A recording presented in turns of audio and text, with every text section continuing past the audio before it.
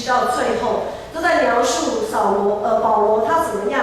在耶路撒冷圣殿被捕。然后呢，他经过辗转，经过许多的一些法律程序，他一直上诉，然后最后他决定上诉到罗马，就是罗马皇帝，罗马当局最高的行政长官，就是他们的皇帝该撒的面前。那在最后这几章，因为当时的航海技术其实不是那么的好，不是那么发达，船只也没有现在这么样的坚固。所以他们常常需要，就好像现在我们如果坐飞机飞比较远，叫转机之类的，这样他们常常需要停泊在一个港口，然后再重新出发，或者是重新换一只船再出发这样。所以21章到28章一直在讲他们怎么样去到罗马的这一段旅程。那这个上级的官员他们决定走海路，这个大海其实是在。我们知道大海里面蕴藏丰富的生命，非常多的物种都在大海里面。那它是赏赐生命，但是同样也是夺取生命的地方。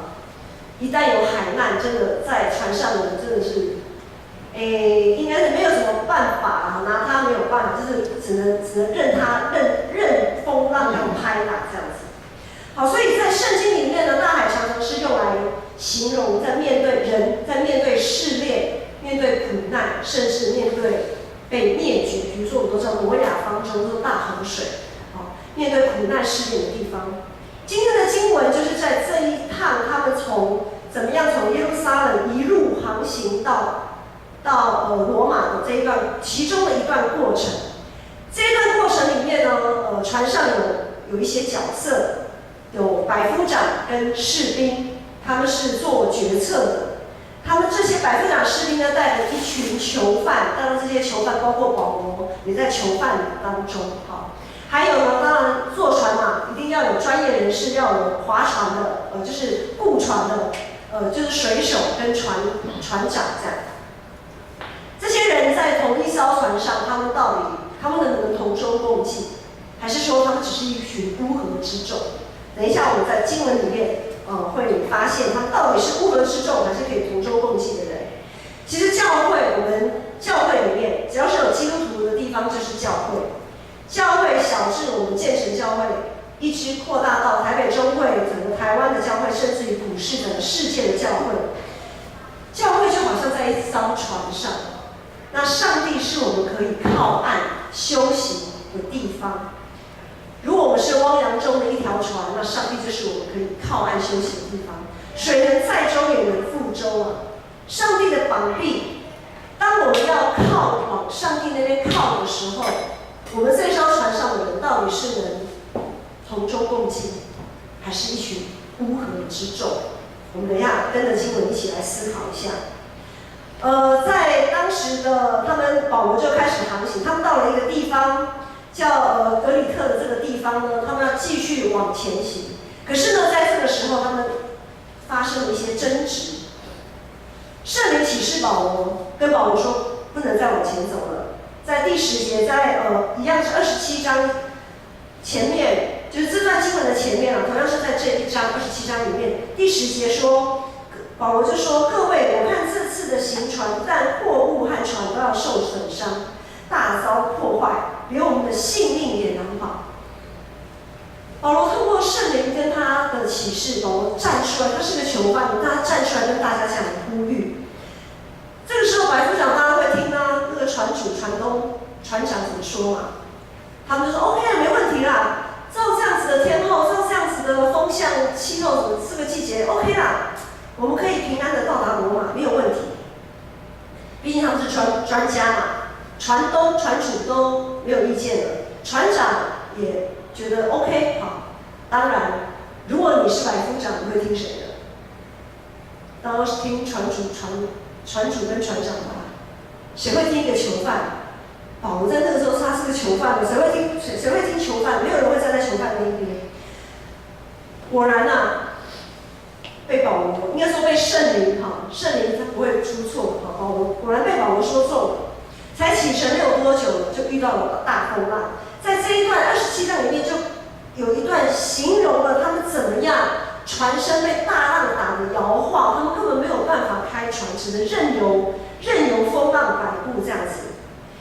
18节到20节，就在这段经文的前面一点点，我来读这段经文，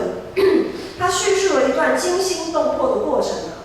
18节说，我们被风浪逼得甚急，第二天众人就把货物赶快抛到海里，来减轻船身的重量。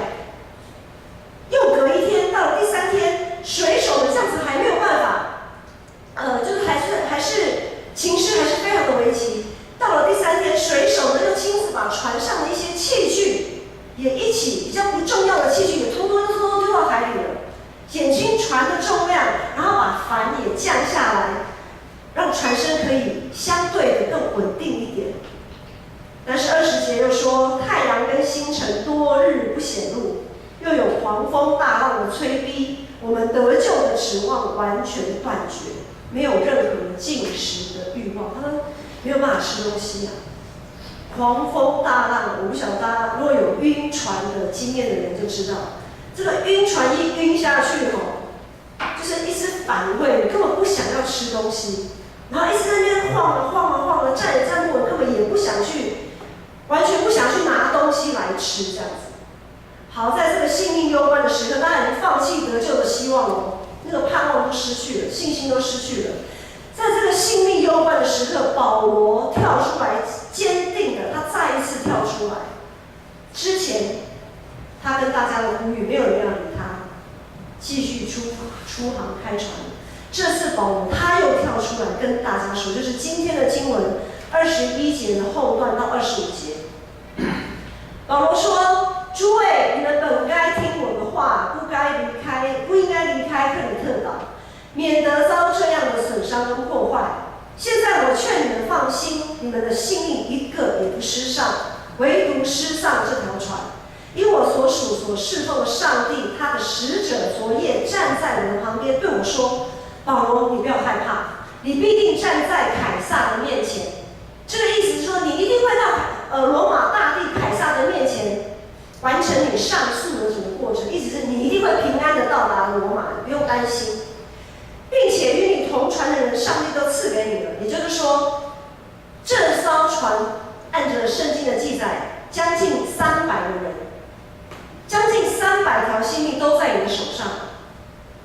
我都交给你了，就看你接下来，保罗看你接下来怎么样去应对。好，所以保罗就说，继续说，所以诸位可以放心，我相信上帝他怎样对我说，事情也要怎样成就。这是保罗的见证。一开始保罗所说的没有人听，但是果然遇到了大风浪。这个见证了上帝的启示从来没有落空，但是也经过这样子的风浪，也更见证了上帝的信实跟怜悯。上帝不会因为众人的硬心悖逆不听，就弃他们于不顾啊！你之前都不听，好啊，死了算了啦，怎么讲都不听啊？没有，上帝没有这样子。保罗的这一番话让众人稍微恢复了一些理智、理性，安静下来。但是他们的心里还是非常的焦急，因为风浪还是没有停，日月星辰依然没有显现，整个乌云密布，大风大浪一直不断的摇摆，拍打船身。如今我们在教会这条船上，世界就像大海。我不晓得大家有没有被这个世界的风浪摇得已经失去信心跟盼望。整个以大局势、大环境来讲，我们台湾可能只是一些大国的一个小小的棋子而已。很多时候我们其实是被摆布的，但是很多时候我们又很自夸，觉得说，我们好像可以靠哪边站，就像当初的以色列一样。国际局势非常的诡异诡谲。选举也充满了乱象，公共议题，光是我们自己内部的人就可以吵翻天。不管是同性的议题、废死的议题、废核的议题，种种的公共的议题，我们自己人都吵翻天了。然后假消息有一大堆，包括自己的生活、工作、感情、家庭、亲子各方面诸般不顺。这么多的风浪，我们是不是已经被摇得有点失去理智、失去斗志，甚至失去自己的信仰？今天我们在教会里，我们是像那些囚犯嘛，就是被逼着上船嘛，你也没什么好选择的，人家叫你上你就上船，就被押解。我们来教会是被压着来教会的呢，像囚犯那样子被压着来教会的呢，还是像那些百夫长跟兵丁，跟那些士兵啊，很无奈，因为我们有责任在身。我今天有服侍，所以我来教会。我今天有一些责任任务要做，所以我来教会。就像那些百夫长跟士兵一样，还是我们今天来到教会，又像那些水手，哇，一开始信心满满的出航，可是呢，一遇到一些状况就开始来一公水狼够性呀，自己顾自己的，自己顾自己的。又或者我们可以像保罗，从头到尾他一直非常的坚定，依靠圣灵，他是个临危不乱的人。我不晓得我们是怎么样的一个角色，大家可以来思考。好，接着呢，保罗他们坐的这艘船，这一行人呢，就这样子飘荡，在被大浪飘荡了有14天之久，2个礼拜。再有理性的人也会失去理性了，再有人性的人也会失去人性。这个时候，水手就开始做一些动作，因为当初他们那个在被大风摇摆的时候，他们的救生艇，以前古时候那个时候的船的救生艇不是像现在的救生艇是绑在船的旁边，铁达尼号大家都有看过了哈，就是绑在船上。那个时候救生艇是用一个绳子拖在船后面，跟着小船那些救生艇拖在船后面跟着跑，不是跑啊，跟着飘的，跟着飘往前飘的。那个时候一开始在大浪开始的时候呢，水手就赶快把那些救生艇拉到船上来，因为万一不小心那个救生艇被打翻了，船一旦翻过去你就翻不过来啊，在那样子的情况下你翻不过来，你救生艇有跟没有一样。所以一开始的时候，水手已经把那些救生艇通通拉到船上来。好，这个接下去14天这么久的时间过去了，水手看哇得救的时候呢，这下子这些水手就是水狼够性啊，自己顾自己，他们就故作假惺惺，好像要去检查船的哪边啊，有没有怎么样？其实他们是要偷偷的，他们这时候要偷偷的把那些小船放下去，然后偷偷的逃生，因为那些救生艇不足够，就是数量不够了，没有办法容纳所有的人可以逃生这样子。所以他们就偷偷的想要自己搭救生艇逃生。这个事情呢，他们这个举动被保罗识破。保罗这个时候他就赶快跑去跟那个百夫长说：“百夫长，这样那样，所以呢，你要怎样。”哇，百夫长当初对保罗的话是完全听不进去的。你一个囚犯跟我提什么意见啊？好，可是经过了这样子一趟10几天这样子过来，百夫长对保罗也另眼相看。他觉得保罗这个人真的是，他敬拜的上帝，真的是有那么一回事。好，这个时候的百夫长他就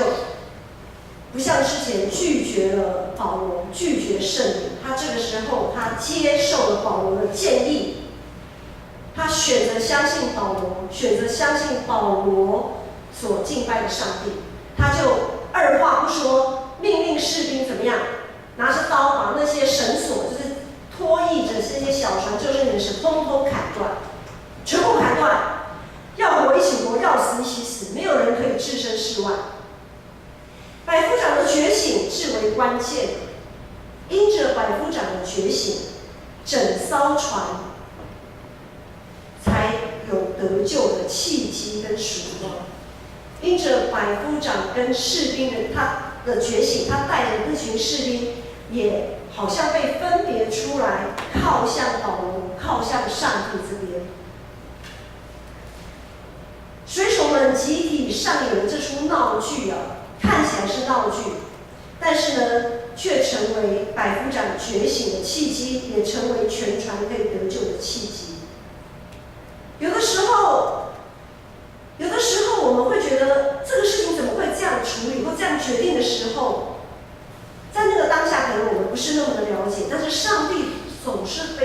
奇妙。在这个时候，百夫长他愿意抛弃对囚犯的成见，他承认自己当初在判断上的错误，他这个时候选择相信。当我们面对人生的风浪，很多时候我们会像百夫长这样子的这个角色，我们可能会选错边，我们可能会当我们决定这件事情的时候，可能出了一些什么错误。因为很多时候，就像刚才有讲到一些公共议题，很多时候我不晓得该选左边还是选右边，很为难，非常的为难。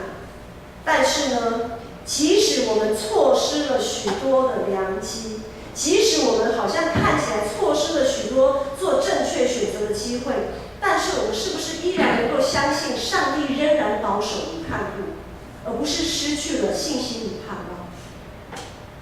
环境的风浪不是我们能控制的，它要怎么来，真的我们没办法控制。它随时都存在，它也不会因为我们有多么的敬虔就会减少一点。保罗信主之后，他遇到的人生风浪非常非常的大，我们看使徒行传就知道了。但是呢，他依然决定要顺服圣灵的带领，圣灵要他去哪里，他就去哪里。圣灵要他说什么，他就放胆去说。无论他说话的对象是百夫长，还是巡抚，甚至于到最后到了罗马大帝凯撒的面前，他依然很坚定地说圣灵要他说的话。他从来不把自己当成囚犯。保罗从不把自己当成囚犯，他说他该说的，他做他该做的。他在基督里面，他一直都是自由的。弟兄姐妹，我们在这个世上，我们觉得自己是自由的吗？还是我们觉得我们是被这个世界捆绑，像囚犯一样，被拖到这，拖到这，被拖到那个，拖到那，完全不能有什么主张，然后就随便吧，就没办法，因为很多东西也不是我说了算啊，就放牛吃草啊，就不管。还是我们是在像保罗一样，在耶稣基督里，我们是自由的。其实我们是可以做选择的，我们可以选择做那个做这个，我们也可以选择说什么跟不说什么。本来同在这一条船上的人，从刚才的描述我们可以知道，他们本来其实真的是乌合之众，各有各的想法跟打算。但是因为保罗的坚定，他从头到尾他都坚定，还有百夫长因着保罗的坚定，以至于百夫长他觉醒，到最后他们可以成为同舟共济的一群人，可以成为生死与共的伙伴。当然，接下来的路程还有风浪还在摇啊，还在摇摆啊，对不对？大风浪不会因为百夫长的觉醒，哇，就天开了，然后就风平浪静了，没有。风浪还是继续不断的在拍打这只船，要活下去，当然不是靠着保罗只是出一张嘴在这边呼吁就可以解决，更重要的是还有实际的行动来配合。在34节，保罗就说：“所以我劝你们要吃饭，这是关乎你们救命的事。没有吃饭，你就没有力气，没有任何的力气，因为你们个人连一根头发也不至于损坏。”保罗这个时候要大家开始做些事情，因为很多时候我们有些话听得很振奋，然后但是呢，没过多久就可能右耳进就左耳出了。可是当我们实际去做一些事情的时候，这些东西会内化到我们的生命，成为我们的力量。所以保罗说完，他就拿起饼祝谢，然后剥开来吃。这个场景好像在领圣餐，可是他并不是在领圣餐，因为保罗他所面对的都是一群未信主的人，所以并不是在领圣餐。然而保罗的这一个很像是在守圣餐的这个动作，拿起饼祝谢，剥开来吃，这个类似圣餐的举动呢，就象征着那些愿意伸手拿食物吃的人，他们是怀抱着得救的盼望。本来他们连得救的指望都放弃了，对不对？今天你还会想要伸手的拿食物来吃，代表我想要活下去，我想要活下去，所以我会想要拿东西来吃，不管怎么样，